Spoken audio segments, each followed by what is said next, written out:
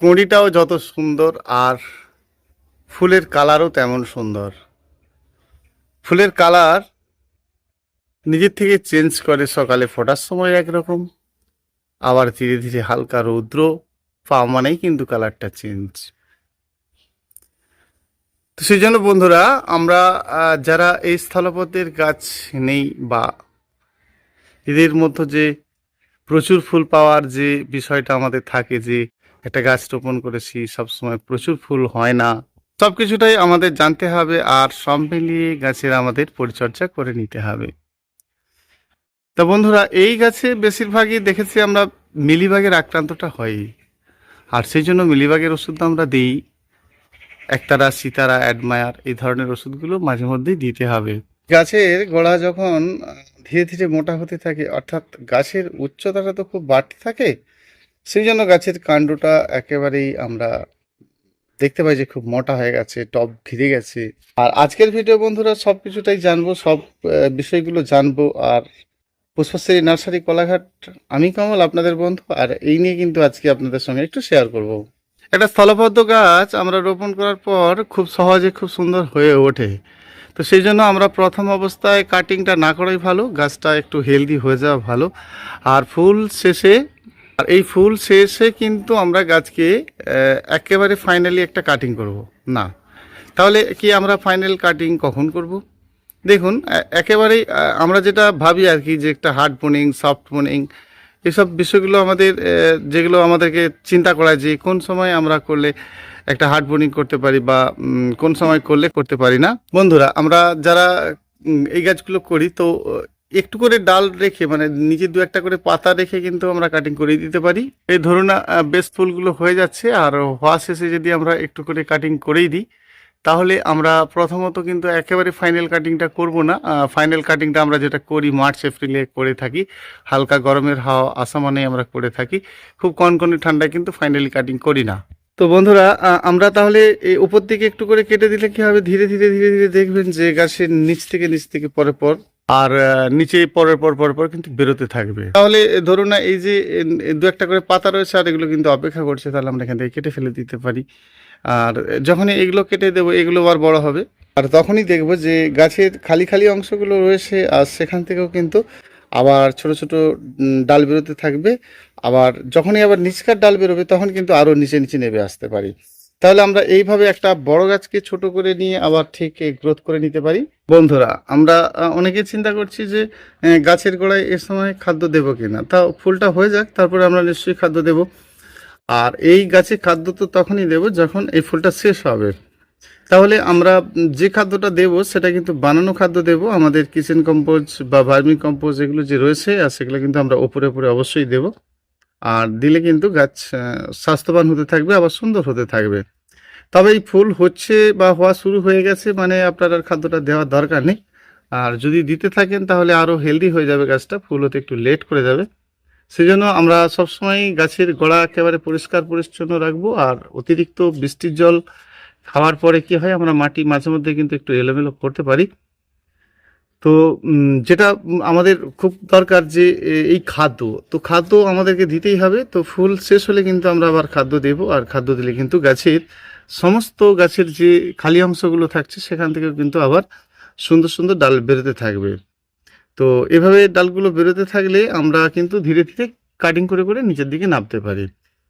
এবারে আমরা যে খাদ্যগুলো দিলে বেশি বেশি পরিমাণে ফুল পাবো সেগুলো আমাদের জানতে হবে। সেটা কিন্তু আপনার সব সময়ের জন্য যে খাদ্যগুলো বেশি দেবেন সেটাতে বেশি ফুল হবে, সেটা কিন্তু আপনার জৈব সার। তো যখনই আপনি বেশি বেশি করে জৈব সার দিতে থাকবেন, তাতে কিন্তু ফুলের পরিমাণ বেশি বেশি বৃদ্ধি পাবে। কিন্তু আপনার যদি এঁটেল মাটি হয়েই থাকে, যে একেবারে সম্পূর্ণ এঁটেল মাটি, সেক্ষেত্রে কিন্তু জৈব সার খুব ভালো এবং ভালো কাজ করবে। তবে নাইট্রোজেন সার কিন্তু খুব কম দেবেন এই ক্ষেত্রে। তো যাদের বেলে মাটির মধ্যে গাছ রয়েছে, দেখুন এটা একদম এঁটেল মাটি, একদম চটচটে এঁটেল মাটি। আর যাদের বেলে মাটি রয়েছে বা একেবারে চটচটে নয়, সেক্ষেত্রে কিন্তু নাইট্রোজেন সার দেবেন। আর তাতে কি হবে, গাছ কিন্তু খুব ভালো হবে এবং ফুলের পরিমাণও ঠিক থাকবে। তো যাদের একেবারেই এঁটেল মাটি, তারা আমরা কিন্তু অবশ্যই এঁটেল মাটি মানে কিন্তু নাইট্রোজেন খাদ্যগুলো একেবারেই কম দেব। তো অবশ্যই আমরা সপ্তাহে 1 থেকে 2 বার, আর 1 থেকে 2 বার কিন্তু আমরা গাছে একটা স্প্রে খাদ্য দিই। অনেকেই দিই, আবার অনেকে দিই না। যে কোনো গাছের যখন দেখি যে পাতা সব হলুদ হয়ে গেছে বা গাছের ওপরের পাতা হলুদ হয়ে গেছে, সেক্ষেত্রে কি করি আমরা গাছের পাতার উপর একটা স্প্রে খাদ্য দিই। স্প্রে খাদ্য তো দিই, কিন্তু স্প্রে খাদ্যটা আমরা কিরকম দিই? তো আমাদের গাছের স্প্রে খাদ্যটা এই মুহূর্তে সবসময় দেওয়ার দরকার পড়বে না, কারণ ফুলটা শেষ হতে হবে। তবে ফুলটা শেষ হলেই কিন্তু গাছ আবার একটা দুর্বল হয়ে উঠবে, আর দুর্বল হলেই কিন্তু আমাদেরকে স্প্রে খাদ্যটা দিতে হবে। তো আমরা স্প্রে খাদ্য দিতে পারি, আবার অনেকে নিচ থেকে খাদ্য দিয়েও দিতে পারি। আর আমরা যারা খাদ্য বানিয়ে দেবো, এরকম বানিয়েও কিন্তু আমরা খাদ্য রাখতে পারি। আর এই বানানো খাদ্য আপনি দীর্ঘদিন ধরে রাখতে পারেন, কোনো অসুবিধা নেই। আর বানিয়ে রাখবেন মানে বেশ কিছুদিন ধরে আপনি বানিয়ে রাখবেন, আর সেই বানানো খাদ্য কিন্তু আপনি দিতেই পারেন। আমরা অনেক সময় দেখি যে আমাদের এই ফুলের মধ্যে জিও পোকা লেগে যায়, এবং সেক্ষেত্রে কি করি আমরা, যে ফুলের কুঁড়িতে সব জিও পোকায় ভরে গেছে, কালো কালো ডিম ডিম ফুলের একদম কুঁড়ি কুঁড়ি ভরে গেছে, সেক্ষেত্রে কিন্তু আমরা ম্যাজিক নামে যে ওষুধটা এটা দিই, বা আপনারা যেরকম ধরনের দেন একতারা, সিতারা, অ্যাডমার, এই ধরনের কোনো একটা ওষুধ দিলেই সব লিটারে 1 ml করে দিয়ে কিন্তু স্প্রে করবেন। আর সেটা কিন্তু মোটামুটি একটু রৌদ্র থাকতে হবে, মানে 4টে 4:30 বাজলেও আপনারা দিতে পারেন। আর তাতে কি হবে, এই যে ফুলের মধ্যে এই যে পোকা বা আপনার মিলিবাগ লেগে থাকে, মিলিবাগে তো লাগেই, আবার জিও পোকাটা কিন্তু লাগে। ওই জিও পোকা গাছের এই কুঁড়ি কুঁড়িতে ধরে যাওয়া মানে কিন্তু আমাদের ম্যাজিক নামে যে ওষুধ, এটা কিন্তু আমরা দিই, খুব ভালো কাজ করে। আপনারাও দিতে পারেন, বা এই ধরনের অন্য কোনো কোম্পানির ওষুধ আপনারা দিতে পারেন, খুব ভালো কাজ করে। আর আমাদের এমনি টুকটাক যে ওষুধগুলো দিই, যেমন আমরা একতারা, সিতারা, অ্যাডমার, এইসব যেগুলো আমরা দিই সেটাও দিতে পারি। কিন্তু জিও পোকার জন্য যদি হয়ে থাকে, তাহলে খুব কম খরচেই কিন্তু আপনার এই কাজটা লেগে যাবে, যে জিও পোকার জন্য আপনারা ম্যাজিক নামে যে ওষুধটা, এটা দিলে কিন্তু কাজ হয়, যেটা আমরা উপকার পাই। আর সেটাই কিন্তু বললাম।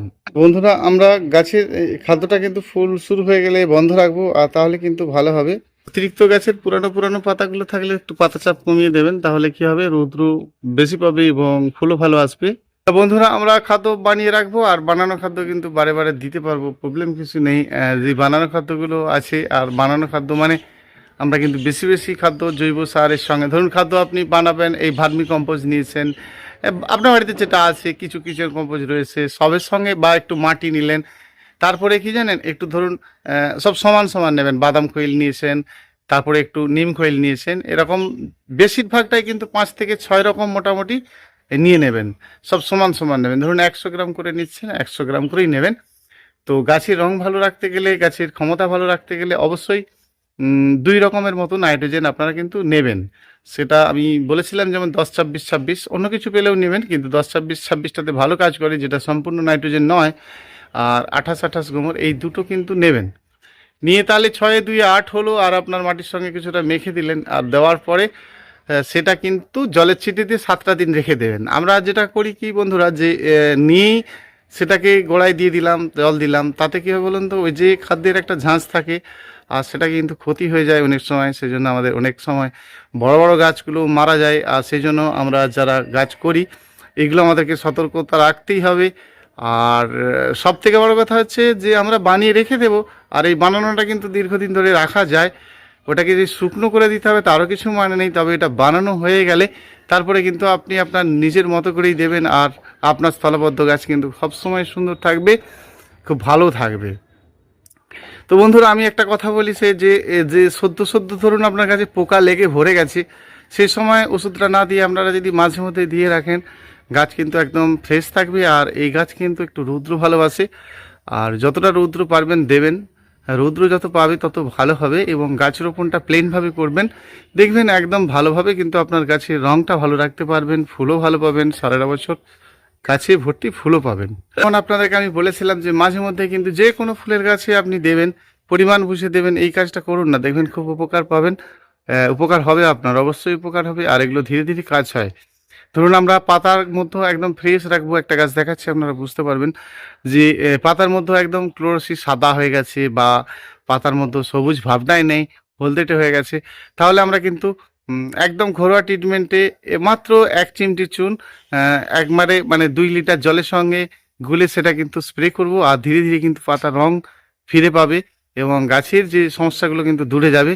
এবং আমরা ওই জলটা গোড়ায় দিতে পারি। আবার গোড়াতে যদি দিতে থাকি যে কোনো গাছের ক্ষেত্রে, গোড়াতে দিতে গেলে কিন্তু বন্ধুরা আমরা সবসময় 100 গ্রাম চুন 10 লিটার জল সেটা শুদ্ধ শুদ্ধই দিতে পারি, কোনো প্রবলেম নেই।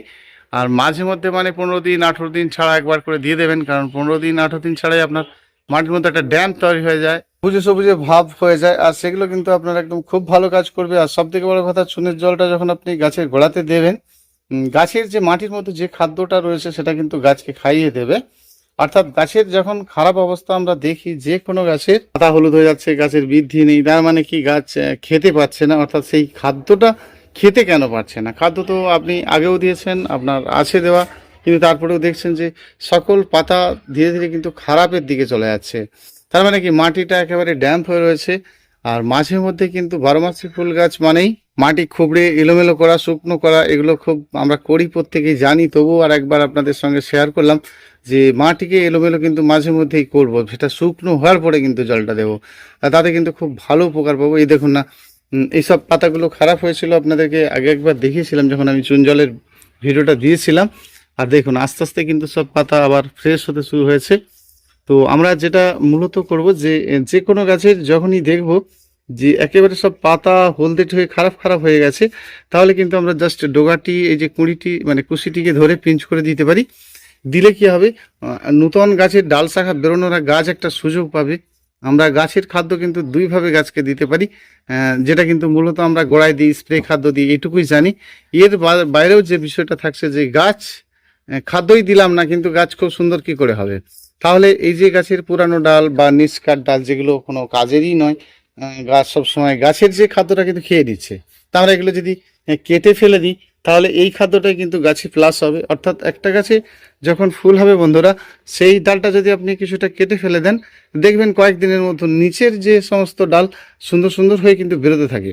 এবং গাছের এইসব পুরানো ডাল যখনই যত কাটিং করতে পারবেন, তত নতুন নতুন শাখা বেরোবে, আর ফুলও ভালো বেরোবে, খুব ভালো হবে। আমরা ওষুধ হিসাবে যদি দেখি যে বড় বড় পোকায়, ধরুন লেদা পোকায় বিশেষ করে আক্রান্ত হয়, যে টগর গাছেও আমরা দেখি যে টগর গাছের পাতাকে মুড়ে ভেতরে একটা করে পোকা রয়েছে। আর এরকম পোকা যদি থাকে, আমরা এগুলো সব সন্ধ্যের পরে খুব ভালো কাজ হয়।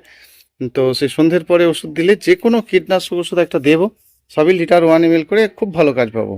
একটা গাছে প্রচুর পরিমাণে পরে পর ফুল হতে হতে গাছের পাতা বা খাড়ত্ব ভাব কিন্তু এমনিই আসে। আর সেটা কিন্তু এই কুড়িগুলো পিঞ্চ করলেই নতুন নতুন শাখা বেরোবে। আর বেরোনোর পরে আমাদেরকে খাদ্য দিতে হবে, তাহলে গাছের কিন্তু রং সবসময় ভালো থাকবে এবং ফুলের পরিমাণও কিন্তু বৃদ্ধি পাবে। এর জন্য আমরা গাছের একটা হার্ড প্রুনিং অনেক সময় করি, যে একেবারে গোটা গাছের একটা হার্ড প্রুনিং করে দিলাম, বসন্তকালে একদম কাটিং করে দিলাম, আর নিচ থেকে গাছটা আবার সুন্দর হয়ে গেল। সেই জন্য হার্ড প্রুনিং তো আপনি করবেন। আর আমরা অনেকেই আবার যেটা ভয় পাই বন্ধুরা, যে গাছের শেকড় কাটলে তো গাছের ক্ষতি হয়ে যাবে। কখনোই তা নয়। গাছের শেকড় একটা টবের মধ্যে যখন আপনি রাখবেন, আর সেই ধীরে ধীরে কিন্তু শেকড়টা যখন যেতে না পারবেন, নিজে নিজেই আবার নষ্ট হতে থাকবে। সেই জন্য আমরা রুট বাউন্ড হয়ে গেলে আবার নতুনভাবে প্রতিস্থাপন করি, তার শেকড় কাটিং করি, এগুলো কিন্তু করি। এই রুট বাউন্ড কাটাতে গেলেই আমাদেরকে সারাটা বছরই যদি আমরা মাটির মধ্যে একটা ধরুন আপনার 15 দিন 1 মাস ছাড়া হলেও যদি আপনি মাটিকে এলোমেলো করেন, তার কিছু শেকড় কাটে, সেটা কিন্তু গাছের লাভ। তাহলে আমরা গাছের লাভ কোন জায়গায় পাবো? যে গাছের উপর থেকে ফুল শেষ ডাল কাটা, তাতেও যেমন লাভ পাবো, আবার যখন আমরা গাছের শেকড় কাটবো সেক্ষেত্রেও কিন্তু লাভ পাবো। তাহলে আমরা একটা গাছের ডাল কাটলে মূলত দুটো তো দেখতেই পাই, আবার অনেকও দেখতে পাই। সেটা যেমন চাই আমাদের। আবার গাছের যখন আমরা শেকড় কাটবো, তখনই কিন্তু নতুন নতুন শেকড়ের জন্ম হবে। সেজন্য বন্ধুরা, মাটি যখন এলোমেলো করবেন, সেই মাটির মধ্যে পুরানো শেকড়গুলো যাতে ড্যাম্প না থাকে, সেই ড্যাম্প হয়ে যাওয়া শেকড়গুলো খাদ্যে রূপায়িত করতে হবে। তো শুকনো হয়ে গেলে তারপরে কিন্তু আপনারা একটু ফাঙ্গিসাইডের জল দেবেন। অর্থাৎ গোড়াতে যে কোনো ফাঙ্গিসাইড বাড়িতে আপনার যেমনটা রয়েছে আর তেমনটাই দেবেন। সেটা কিন্তু দেবেন লিটারে 2 গ্রাম করে। যে কোনো ফাঙ্গিসাইড জলে গুলবেন, দেবেন। আর যদি না থাকে হলুদের যে জল, সেটাও করে আপনারা দিতে পারেন। আর ভীষণ উপকার পাবেন, ভালো আপনাদের খুব সুন্দর হবে এবং ভালো হবে। বন্ধুরা, আজকে স্থলপদ্ম গাছ সম্বন্ধেই বললাম। আর ভীষণ ভালো থাকবেন। চ্যানেলে আমার নতুন বন্ধু হলে সাবস্ক্রাইব করে নেবেন, একটা লাইক করবেন বন্ধুরা। বন্ধুদের মাঝে শেয়ার করে দেবেন। গাছের স্বাস্থ্য ভালো রাখতে হবে আমাদের প্রতিটি বন্ধুই আমার ভালো থাকবেন, সুস্থ থাকবেন এই কামনাই করি ঈশ্বরের কাছে। আমার ফোন নাম্বারটা জেনে নিন বন্ধুরা, 9609456194, পুষ্পশ্রী নার্সারি কলাঘাট। আমি কমল আপনাদের সঙ্গে এতক্ষণ কথা বলছি। দৈনন্দিন ভিডিও আপলোড করে থাকি এবং প্রতিদিনই কিন্তু একটি করে ভিডিও নিয়ে আসি। অবশ্যই বন্ধুরা ভীষণ ভালো থাকবেন। আবার আসছি আগামীকাল। ধন্যবাদ।